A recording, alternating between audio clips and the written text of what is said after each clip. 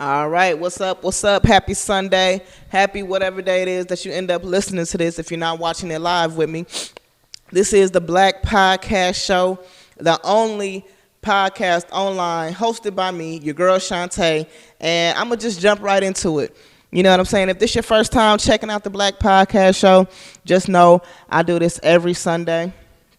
And this podcast consists of 4 segments. And what I do is I give you a little motivation, get you something to get you through the week. You know what I'm saying? I hit you with a true crime case that maybe you never heard of, maybe you have heard of, but just something interesting to talk about, you know, something for you to talk about at work tomorrow. And then I give you some advice. What I do is I get letters from people online that have asked for advice, and I just answer their questions. And finally, after that, I'm going to hit you with just a little current events, pop cultures, if I have time. But anyway, let me just jump right into the motivation because I feel like, matter of fact, I know for a fact, without a doubt, it's somebody out there that needs to hear what I have to say. So if you're watching, if you're listening, pay attention. Just stop what you're doing real quick and just receive what I'm about to say. You know what I'm saying? Just receive what I'm about to say. The motivation for this week is going to be don't be scared to sweat. I'm going to say that again.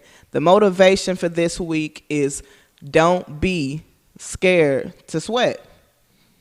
And I mean, it's a really simple concept.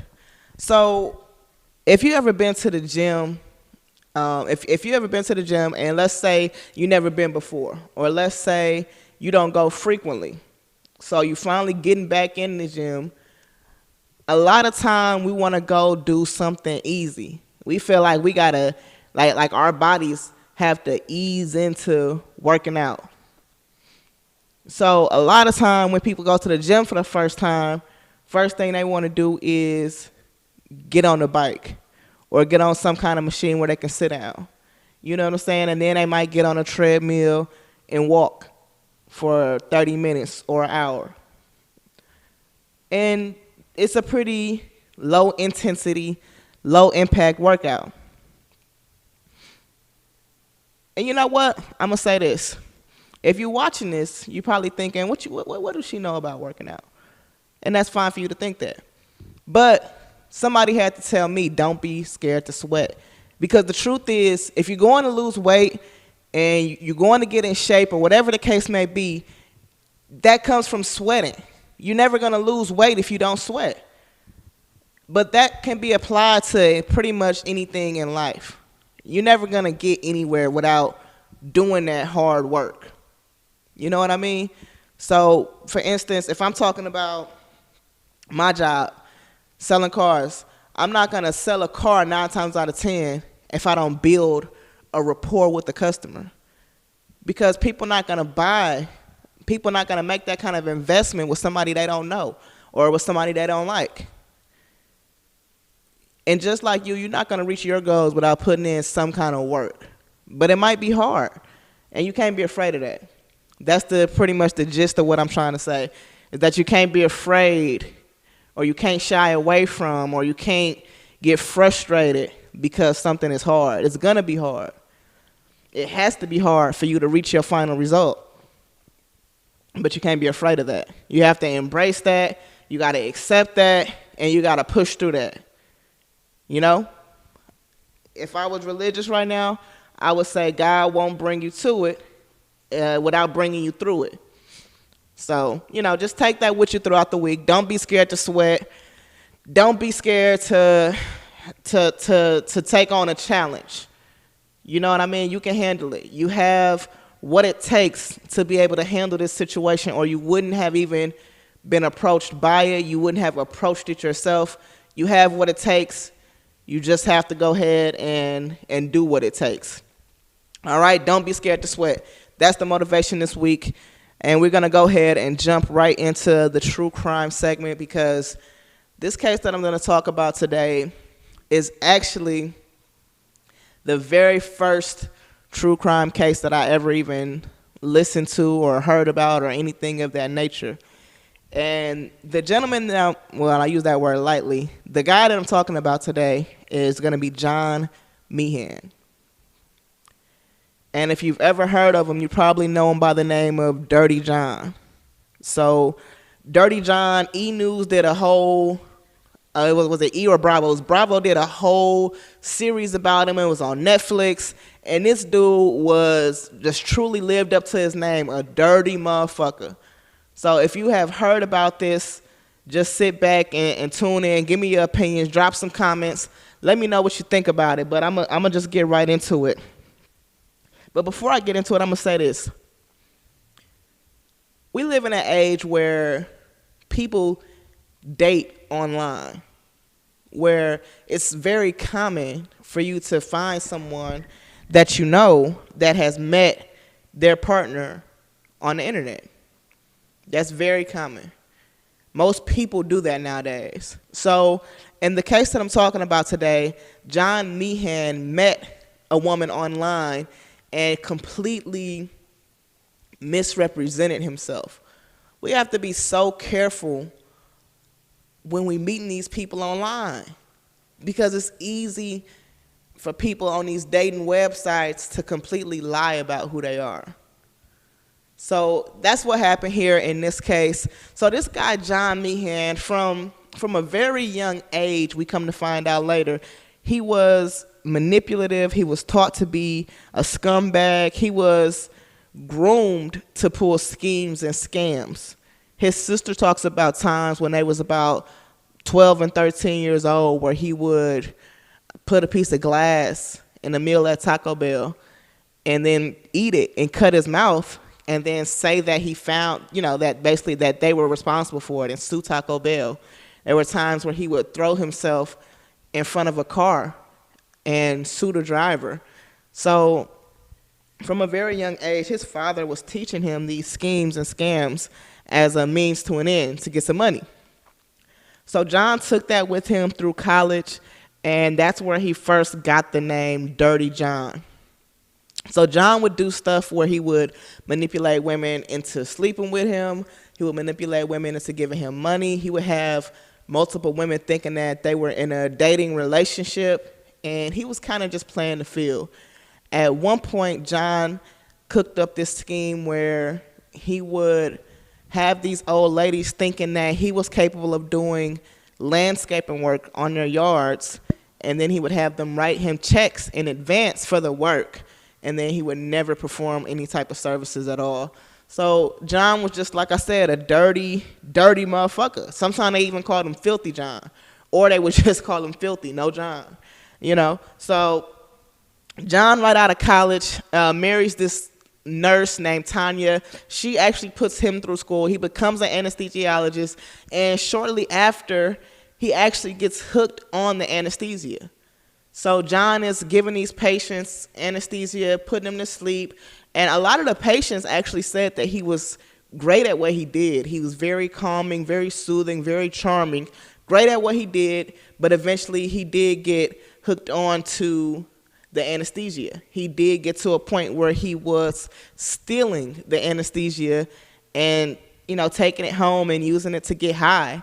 So John was not a stranger to drugs and things of that nature. So John and Tanya, his first wife, was together for about 10 years before she ends up kind of starting to discover the truth about him.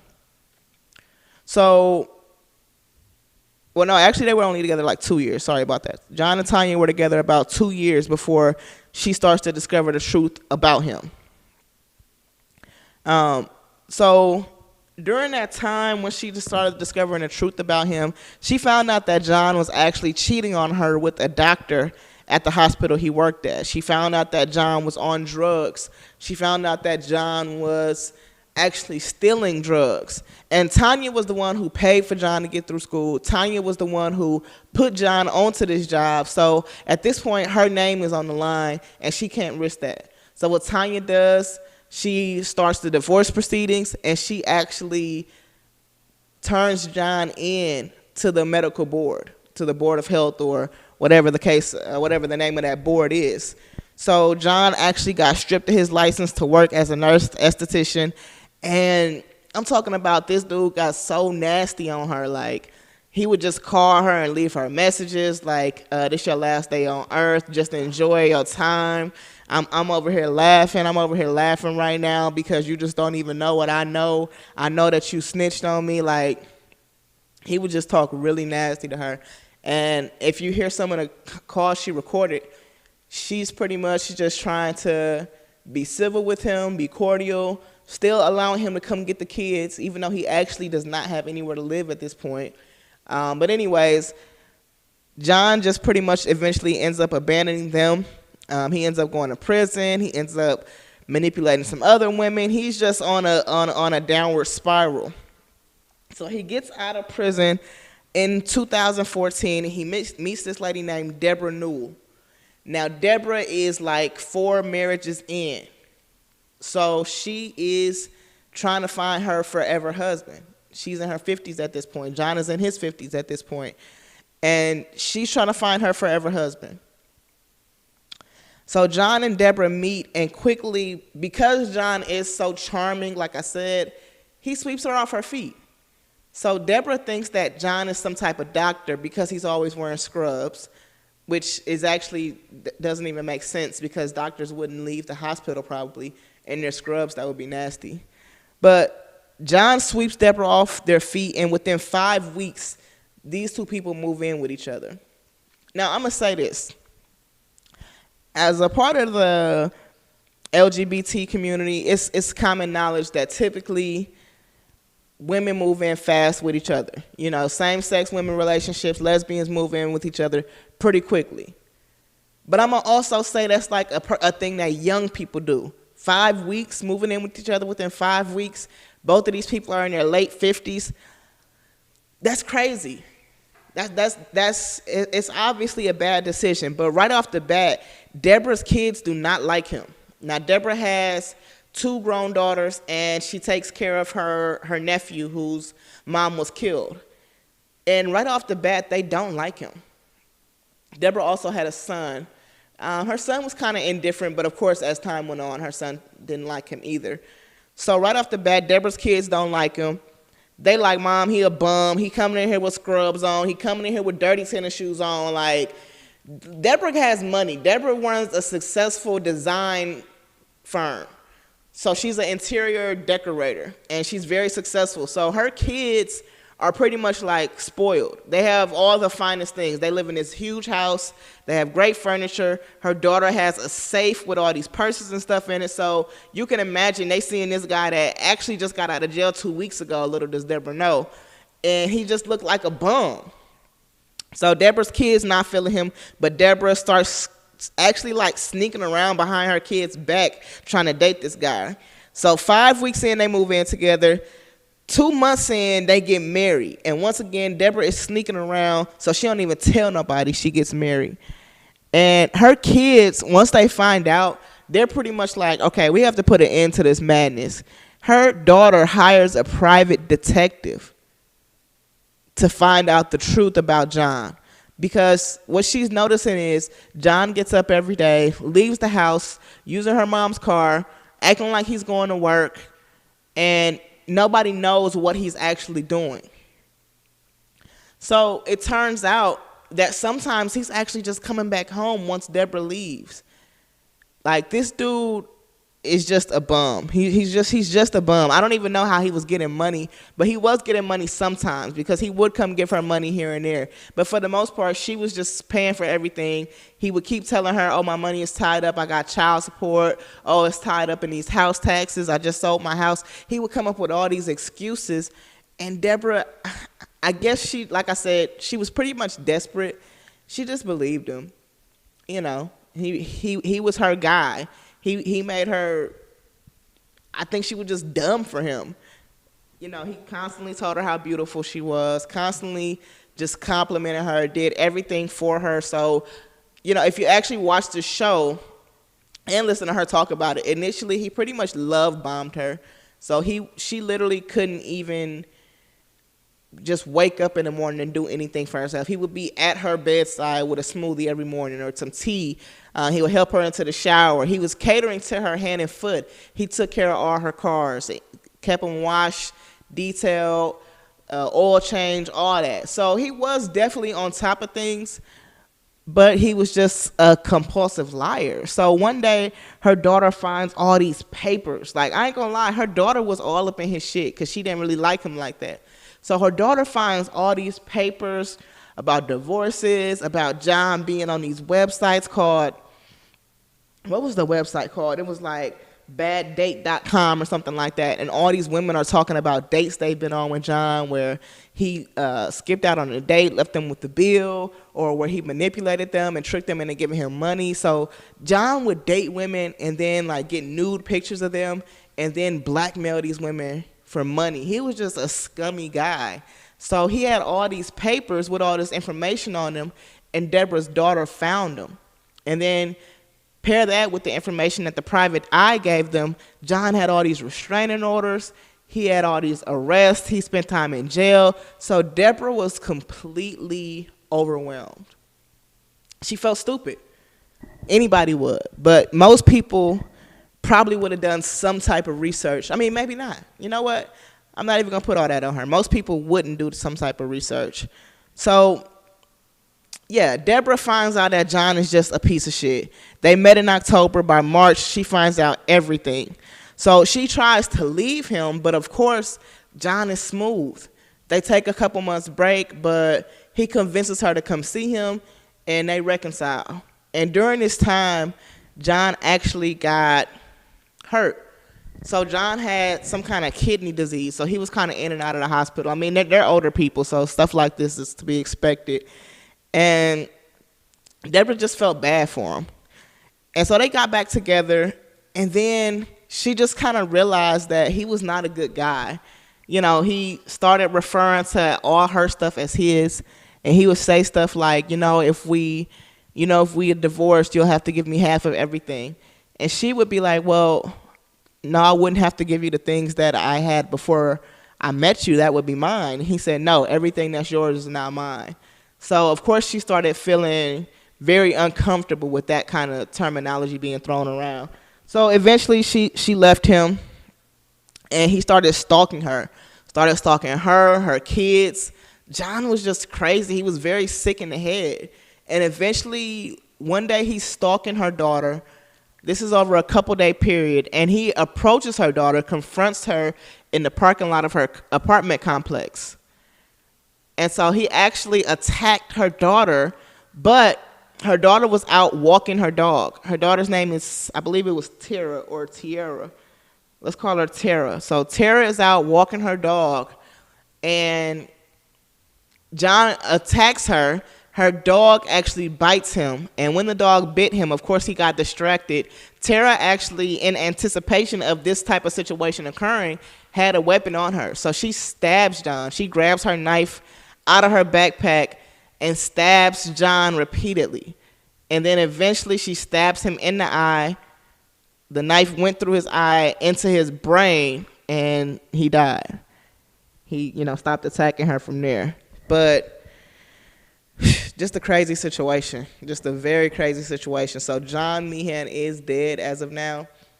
And honestly, I just feel like Deborah Newell has to feel like you got to feel like this is your fault. I mean, thankfully, the daughter is okay. She held her own, but it's just too much to go through. It's too much for a young lady to go through. And, yeah, like, honestly, I'm not going to say I'm glad that he's dead because I don't necessarily wish an untimely death on anyone, but better him than her, honestly. And I think, honestly, I don't think that her kids would have liked any man that she brought home. I think especially not him, but she even said that they didn't like any of her husbands. So either Deborah is really, really bad at picking men, or her kids are just really nosy, and this time it paid off. Because her kids are actually like spoiled brats, and I didn't even like them in the whole series, but they just turned out to be right. That's the funniest part about the shit, is that they turned out to be right, but they were very entitled to their mother's time and money. you know. But I think also they saw through John like a damn piece of saran wrap. What's up, y'all? What's up, y'all? Everybody live watching, I appreciate it so much. Appreciate it. Share it, like it, keep commenting, keep watching. And tell me, what do y'all think about this? If you heard about this case, Dirty John, look, if you out there meeting people online, just keep in mind you need to be doing some kind of check. You need to be checking up on who you meeting. You need to most definitely be doing a background check. Like, it's just that simple. Right. Half. He wanted half. Matter of fact, he wanted everything. Okay, so for those that's not watching live, somebody said, I really don't like men like that. It's giving real Mary J. Blige ex-husband vibes. Facts. No, that is complete facts. Dude was like a bum. Like, he really embarrassed himself, Mary J. Blige ex-husband. But yes, John Meehan was pretty much that same type of guy, a guy that want to just leech off women. You know what I mean? So, yeah, that's the end of that. That's the end of John Meehan's story. Hopefully, Deborah and her kids are doing well now. Hopefully, they have, healed from this. I'm sure they've went through all type of therapy and things like that. Much respect to them for being willing to share their story with the world. And now we're going to move on to something a little bit more lighthearted. We're going to jump into the Tae Talk, and I'm going to do some Am I the Assholes? So it's some people out there that need advice, and I feel extremely qualified to give them advice based on the fact that I have a podcast, So let's jump right into it. Let's get into the first Am I the Asshole? Lama, what we got? What we got? Give me something good. Would I be the asshole for calling the police on a funeral? Just off the bat, before I even get into it, I'm going to say yes. If you call the police on a funeral, you are an asshole. All right, let's get into the letter. Y'all, I'm tired. My neighbor tragically passed this past Tuesday in an accident. He was very young, barely made it to 30. I offered my condolences and made them some banana bread.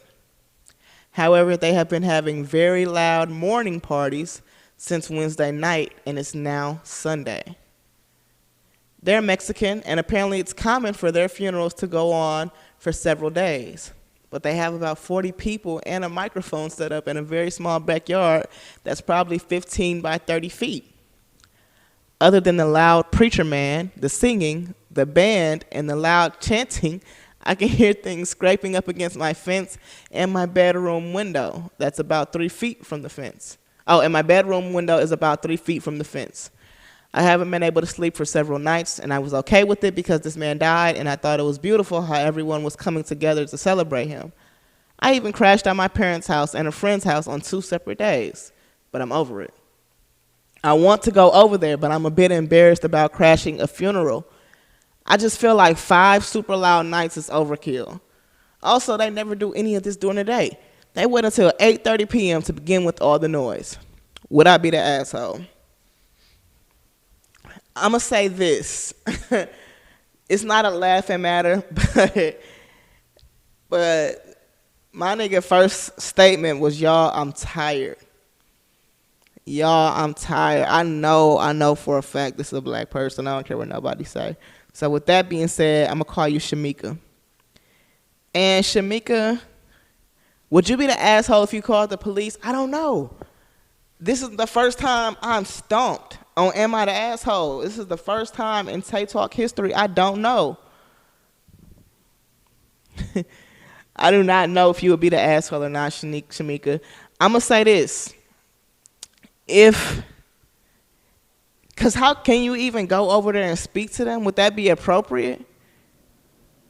Would it be appropriate to go over there and say, I understand that you guys are celebrating the life of your loved one that passed away, but is there a way that we can tone down the party? Is there a way?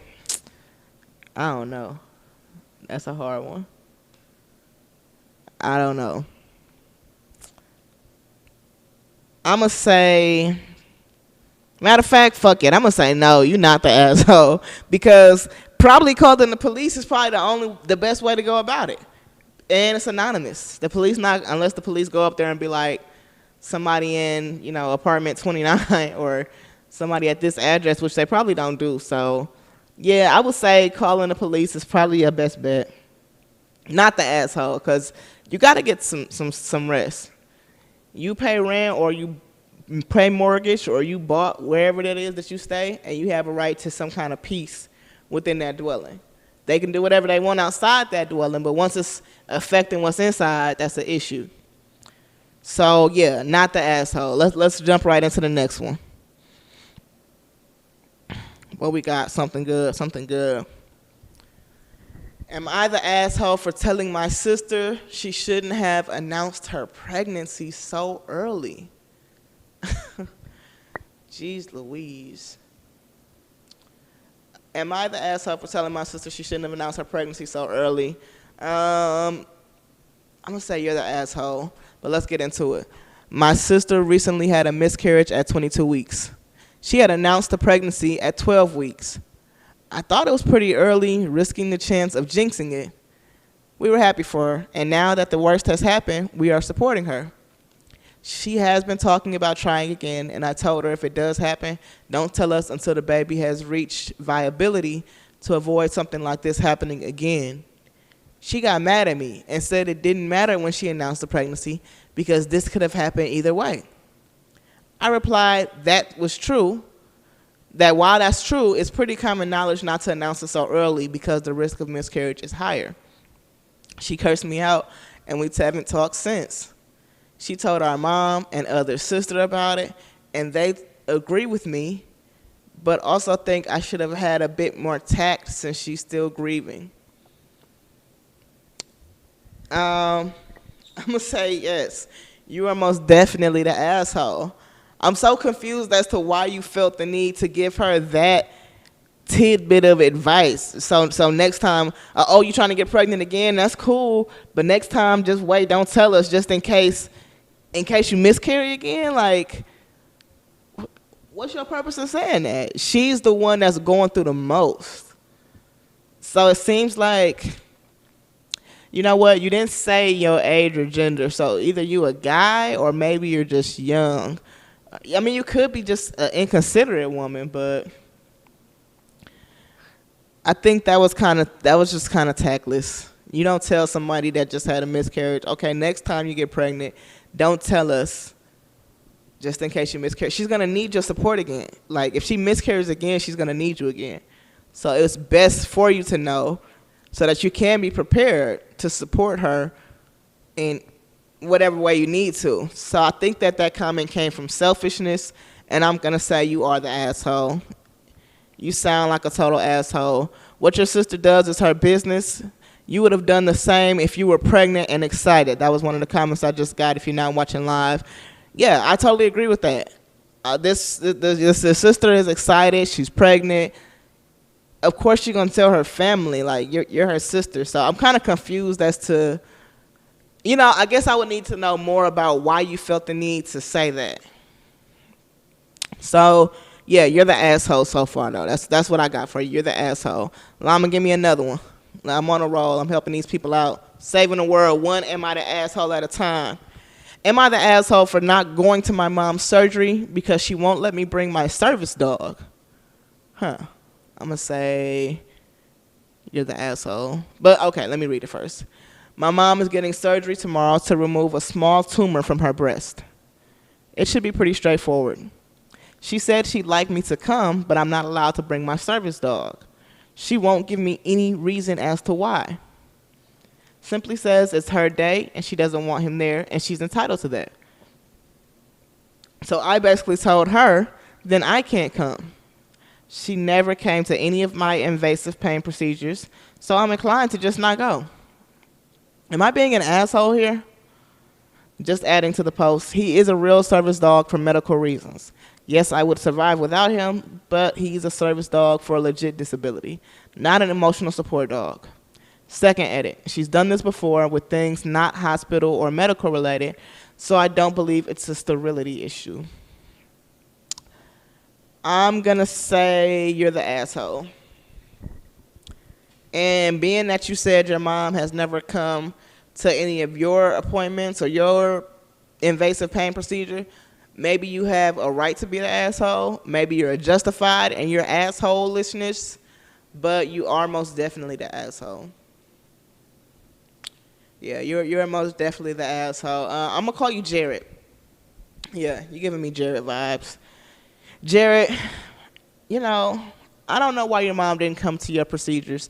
You didn't emphasize on that. You didn't go into detail, and that's fair. You only have so many characters when you send in these questions. But if you told her you was going to go, I think you should still go. And why would you want to take a dog into a hospital? I'm going to say this. I'm probably biased. I don't even know if bias is the word. I'm probably being insensitive here. But sometimes I feel like y'all take the service dog thing a little too far. You know what I'm saying? Like, your service dog don't need to be inside of a restaurant with you. That's just me. That's my opinion. As somebody else that has to be there with the dog, I don't want to see the dog. Your service dog should not be in a hospital with you. If I'm a patient at that hospital, I probably don't want a dog there. And I know some people are going to say, oh, dogs can be cleaner than humans, blase, blase. Dogs eat throw up, and they lick butts as a greeting. So they not that fucking clean. I don't want to hear that shit. But, I mean, it's cool. If that's your service dog and that's your emotional support dog and you need that dog there, that's fine. It's perfect. But I think it's fair for your mom to say that she don't want the dog there at the hospital with her. And if you don't want to go because she never came to any of your procedures, that's fair too. Just make it about that and not about the dog because, yeah, like I said, I think she has a right to say she don't want a dog there. So you're the asshole for that. But like I said, sometimes you could be an asshole for a justified reason. You know? So let's jump into the next one. Let's see what we got.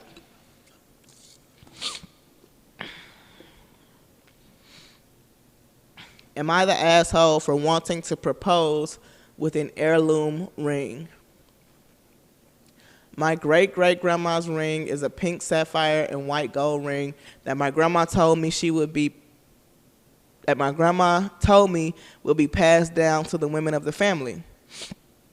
It's in my mom's hands now, but she told me it would go to my wife. My dad gave my mom her own wedding ring when they got married.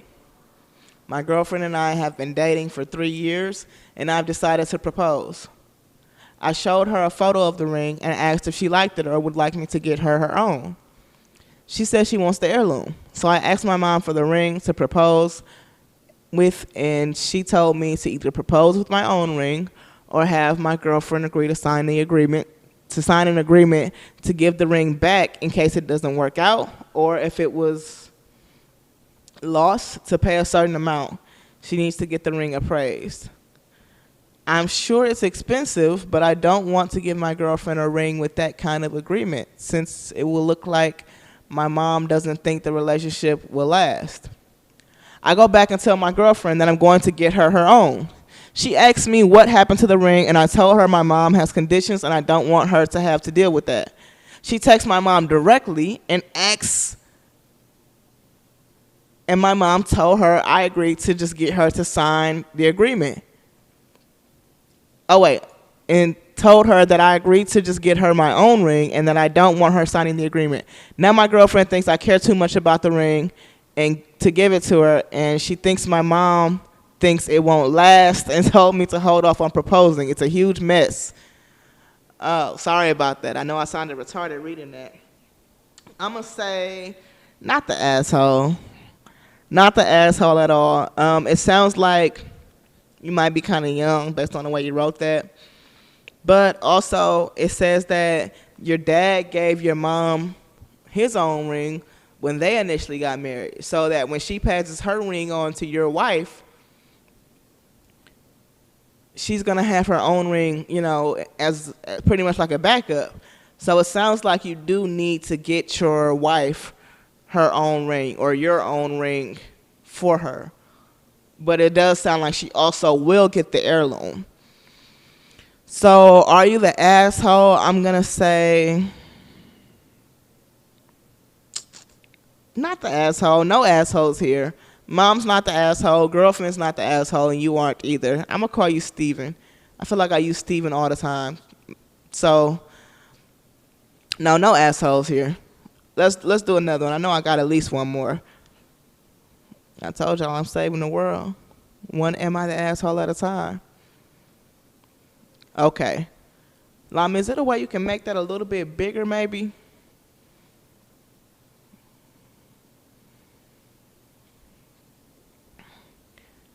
All right. So this one is, am I the asshole for telling my son he deserved his girlfriend breaking up with him?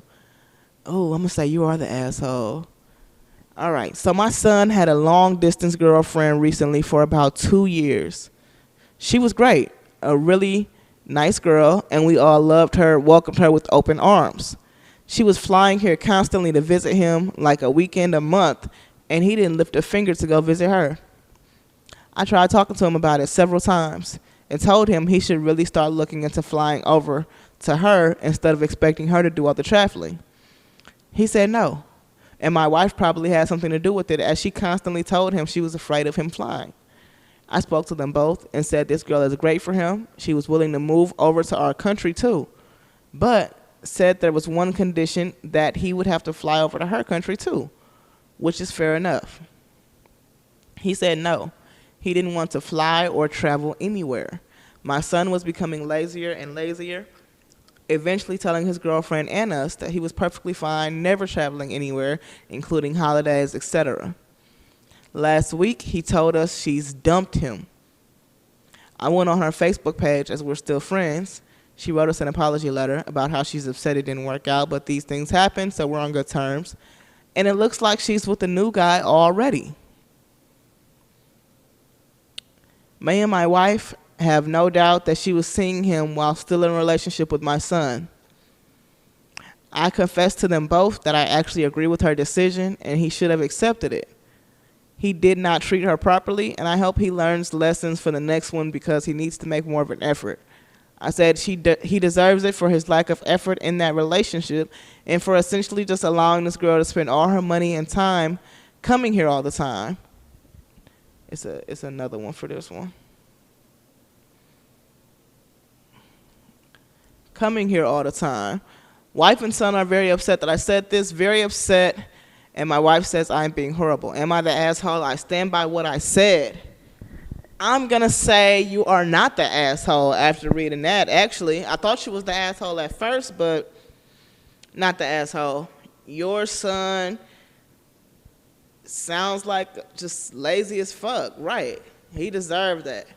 It's that simple. Because why wouldn't you? And then to say that she was spending all her time and money, like, bro, you didn't even send her nothing, like fly her out. You was dating this girl for years in a long distance relationship. So not the asshole. Not the asshole at all. Son, you had that coming, little bro. Yeah, and I agree that I hope he does learn for his next relationship. But as far as I'm concerned, he deserved that one. You know, it's a hard lesson to learn, but we all have to learn lessons in our first. I don't know if this is his first relationship, but we all have to learn how to be in a relationship, how to be a good partner.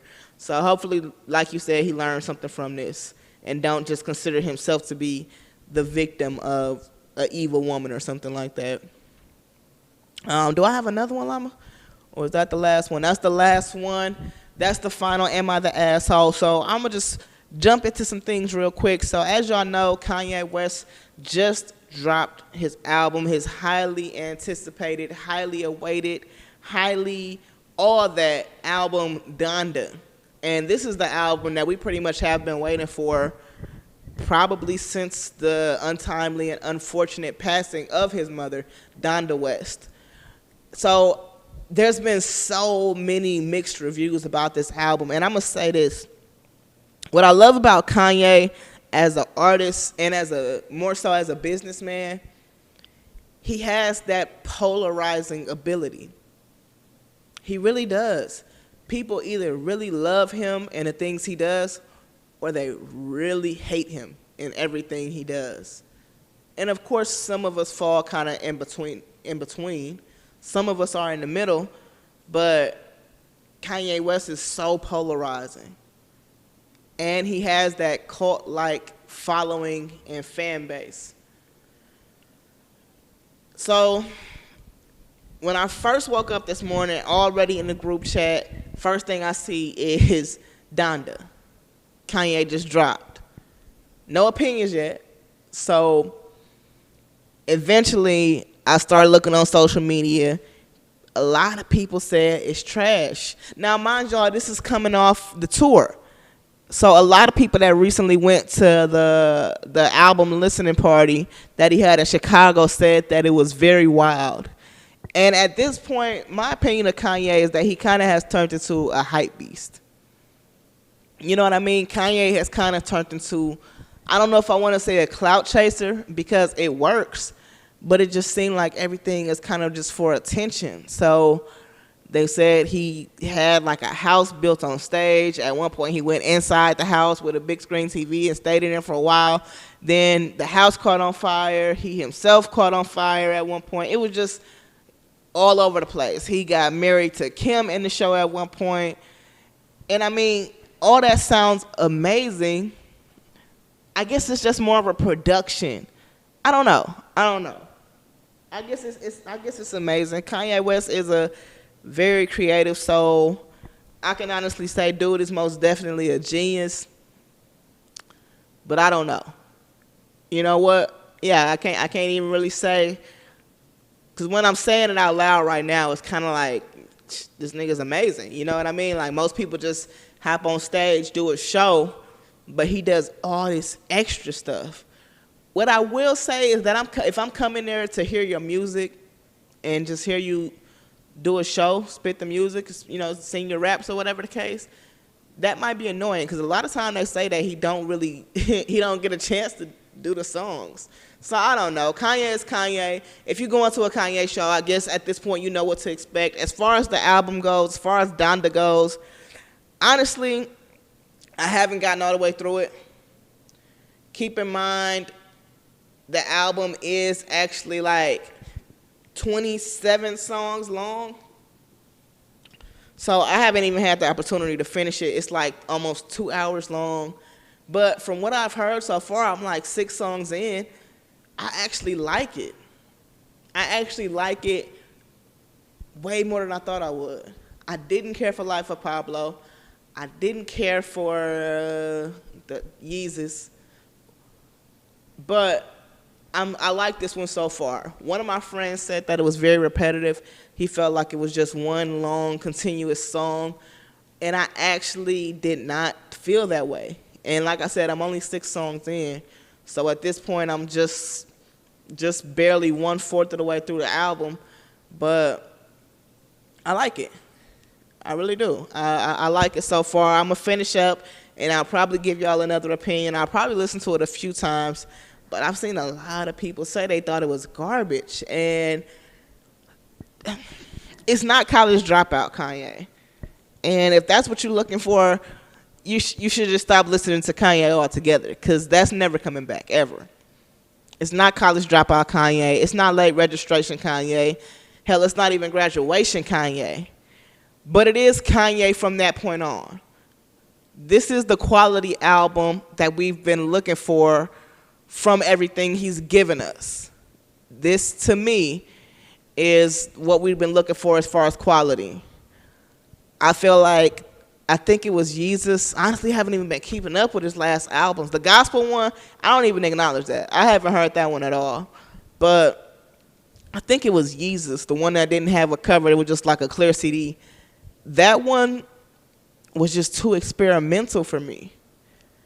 But I feel like this one is kind of what he was looking for so far. So y'all tell me what y'all thought. If you listened to the album already, if there's a standout track that you really like so far. What was the one I really liked? Let me see.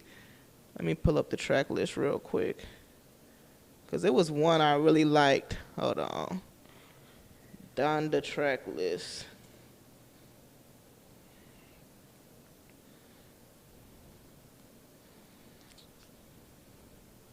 Of course, it don't just pop right up as you would expect. Let's see. Donda track list, Donda track list. Whatever. But I think it's like the 4th song. Jail with Jay-Z. Let's see. Donda. Keep my spirit. No, that's not it. That's not it. I don't know what that is. That's like, must be an old one or something. Jail to join with Jay-Z. Jay-Z got off. I wasn't really feeling Kanye's part. Jay-Z got off though. Oh, okay, I got it right here. God Breathe. I like that song. I didn't expect to, but I liked that one. Off the Grid was crazy. Hurricane was crazy. I don't remember Praise God, so I must have only got 5 songs in. The Donda chant, I ain't gonna lie, y'all. I thought that was kind of weird, bro. Like, I actually fast forwarded through it to see was they saying anything, but besides the Donda thing, and I had to just skip that one. Y'all know I'm kind of weird when it comes to like chants and just certain shit. Mercy, I be still turning that down now sometimes because I don't know what they saying. But yeah, I'm gonna get back into the album. And so also last thing I'm gonna say is pray for those people in New Orleans. Pray for the people in New Orleans. They got another hurricane coming around the same freaking time that Hurricane Katrina hit. Hurricane Ida is on the way. And so just pray for everybody in New Orleans. Pray for your friends, your family, your loved ones, and pray for those you don't even know. Just keep New Orleans in prayer, y'all, because we all got to come together during times like this. So I'm just praying that the storm is not as bad as it's supposed to be. What's going on? Speak Life, Shawnee, what it do? Appreciate that, bro. Appreciate that. Hey, Speak Life, Shawnee, if you watching and you just seeing her comment, you need to link in. You need to link up with her. If you are an entrepreneur, if you got anything going on at all, tap in with LaShonda S. Wilkins. Her name is Speak Life Shawnee. That's what I know her as because she speak life to the dream. So, yeah, tap in with her right quick if you are watching with me. But, yeah, keep New Orleans lifted up in prayer. Yes, prayers for New Orleans for sure, for sure, for sure. Because this is just crazy, especially for those that may have lost everything, evacuated, and then came back and rebuilt, and now they're being put in that same situation again. It's just, it's scary, and it's unfortunate for those citizens and residents of that city and that state, Louisiana. I'm gonna go ahead and wrap it up with that being said, y'all. I appreciate y'all so much for those who watched. Like I said, drop a like. Thanks for the comments. Go ahead and share the post for me. And I'm going to keep doing what I do every week. I'll be back next Sunday to chop it up with y'all again. I got another crazy-ass case. Y'all going to actually love this one. I got a crazy, crazy, crazy-ass case next week. I might have a guest. Not quite sure yet, but just make sure you like, share, comment, subscribe to me on YouTube, on Apple Podcasts, on Spotify, on Stitcher, anywhere you can stream some shit. Look up the Black Podcast Show because I'm sure it's on there. I'm actually even on Pandora. So I'm going up. This is going to be the biggest podcast in Dallas and then in the world. So just stay up. Just stay in tune. Keep watching. Keep growing with me. If you want to do an interview, it's simple as sending me an inbox. And I'll have you on the show and you could get some media experience. All right, y'all. It's the Black Podcast Show. I'll be back next week.